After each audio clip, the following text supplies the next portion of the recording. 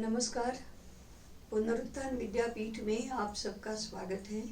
मैं इंदुमती काटदरे। ज्ञान सागर महाप्रकल्प की ज्ञानात्मक जानकारी अब तक मैंने आपके समक्ष प्रस्तुत की है। अब उसका एक दूसरा पक्ष भी आपके समक्ष प्रस्तुत करने का मानस है। यह है व्यवहार का पक्ष, यह है उसका आर्थिक पक्ष। प्रारंभ में मैंने बताया था कि 16 जुलाई 2019 व्यास पूर्णिमा को हमने इस प्रकल्प का प्रारंभ किया। उस समय विद्यापीठ के सभी कार्यकर्ताओं ने संकल्प लिया था।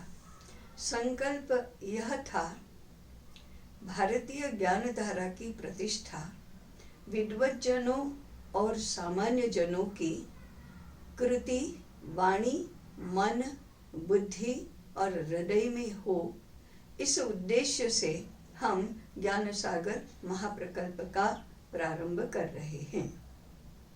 इस उद्देश्य से, इस संकल्प के साथ जो कार्य शुरू हुआ उसे आज लगभग 3.25 वर्ष हुए हैं और भी 9 महीने के बाद 3.5 वर्ष पूरे होंगे, तब हम इसका एक साथ प्रकाशन करने वाले हैं।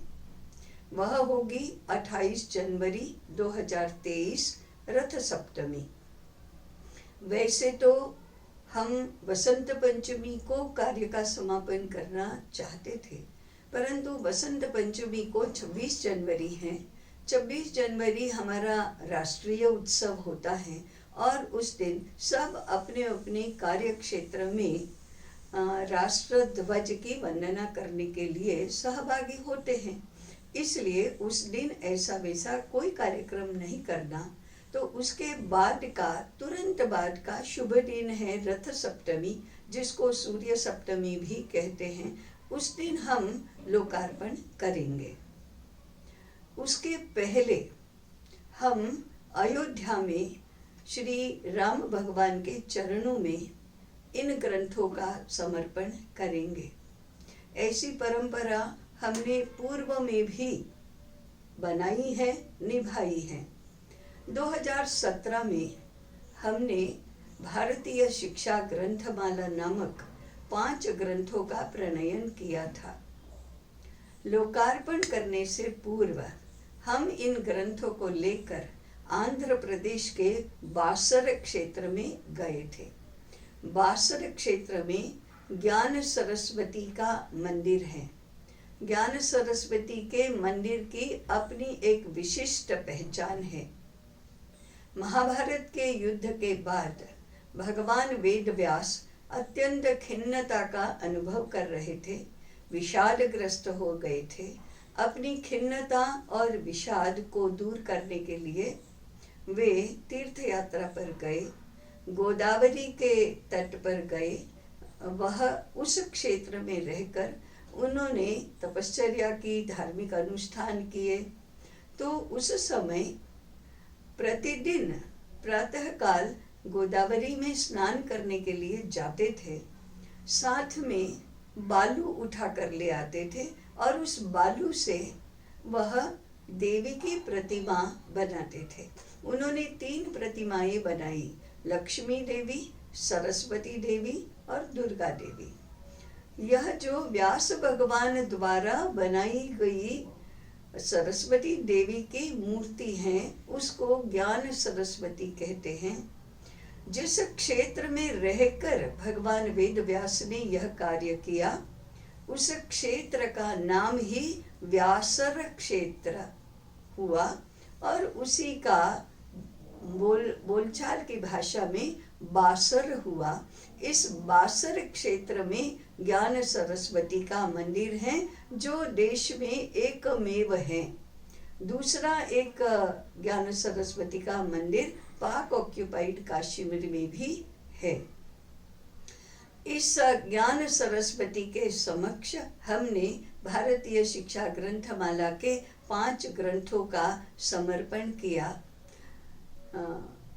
सरस्वती का सरस्वती की कृपा से निर्मित ये ग्रंथ उन्हीं के चरणों में समर्पित किए और फिर सरस्वती के प्रसाद के रूप में हमने उनको लोकार्पण किया। उसी प्रकार से ये जो ज्ञान सागर महाप्रकल्प के 1051 ग्रंथ हैं, उनको पहले हम राम राज्य का प्रारंभ करने वाले भगवान श्री राम के चरणों में समर्पित करेंगे और उसके बाद 28 जनवरी 2023 को लोक को अर्पण करेंगे।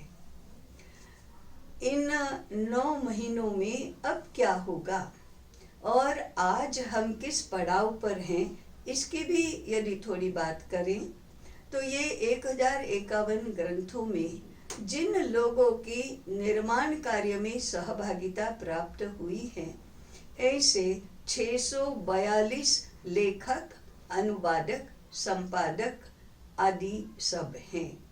ये सारे लेखक, अनुवादक, संपादक पूरे भारत को का प्रतिनिधित्व करते हैं। अरुणाचल प्रदेश से गुजरात तक और कश्मीर से लेकर केरल तक सभी प्रांतों के लेखकों ने, विद्वज्जनों ने इसमें सहभागिता की है। इसमें लेखकों में भी 3 प्रकार के हैं, जिन्होंने अनुसंधान करके, अध्ययन करके नए से लेखन कार्य किया, ऐसे लेखक हैं। अनुवाद के ग्रंथों के मूल लेखक भी हैं और पुनः प्रकाशन के ग्रंथों के लेखक भी हैं। ये लेखकों का वर्ग हुआ। दूसरा अनुवादकों का वर्ग है और तीसरा संपादकों का वर्ग है। ऐसे कुल मिलाकर 642 निर्माण कार्य में लगे हुए कार्यकर्ता हैं।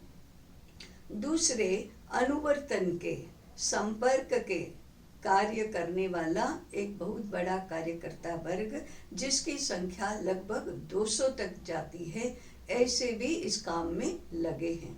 ऐसे 800 साढ़े 800 लोग पूर्ण सेवा भाव से इस कार्य में लगे हैं। किसी ने भी एक पैसे की भी अपेक्षा नहीं की है। अर्थनिरपेक्ष होकर ज्ञान की सेवा के लिए, राष्ट्र की सेवा के लिए, समाज की सेवा के लिए हमारे निवेदन और आवाहन पर उन्होंने इस ज्ञान सागर के 1051 ग्रंथों के निर्माण में सहभागिता की है।